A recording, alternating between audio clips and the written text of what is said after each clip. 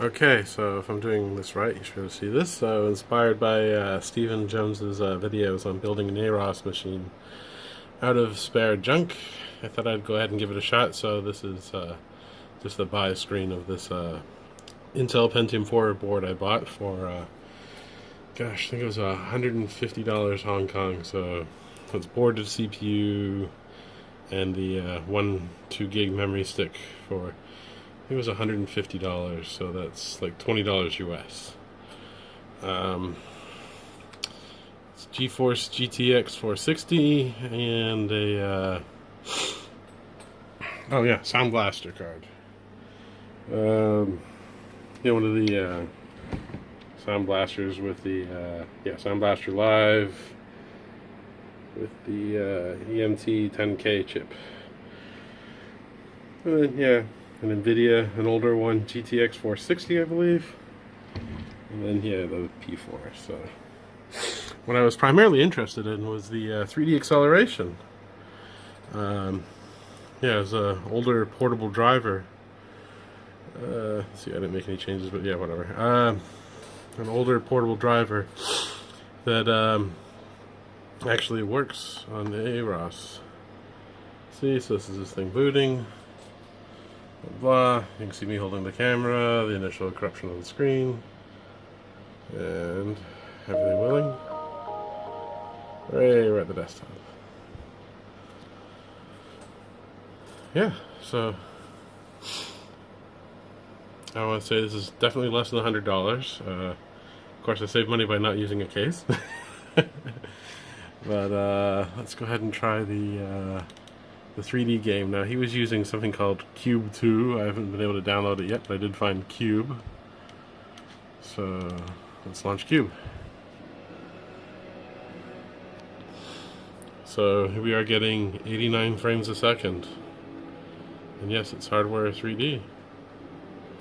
Using an NVIDIA on Aros. Not bad, huh? So, I'm just using the keyboard. So I really don't care about going online or actually playing it, but yeah, not bad. I'm gonna have to see about bringing our Quake World and Quake 2 to Aros. Yeah, hardware accelerated 3D audio. That's pretty amazing, actually. I know in the world of Windows or OS 10, we take this kind of stuff about having device drivers for hardware acceleration for granted. You know, in MS-DOS, we got cut off at the old, what do you call it? Well, I'm drawing a blank now. But we got cut off on the old cards. The Voodoos. Yeah, we got caught off with the old Voodoo stuff. But, granted, this driver they're using apparently doesn't do anything much beyond these really ancient cards, so they're all like 10-year-old video cards. But on the other hand, they're very cheap. Like this GTX 460. It cost me less than $200 Hong Kong. So $100 Hong Kong is like $13. So you're talking less than $25 for a GPU. It's not a lot of money. So $50, give or take. For the board, video card. I got lucky on the sound card. I got that from a bargain bin for like next to nothing. That just happened to be the right one, But old parallel disc, power supply. Not bad.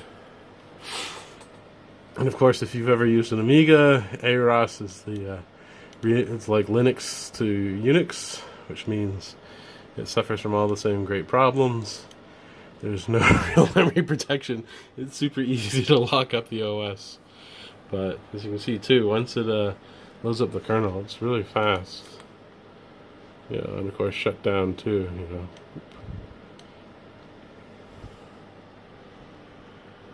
It used to work. Oh well. But yeah, that's it. Very interesting.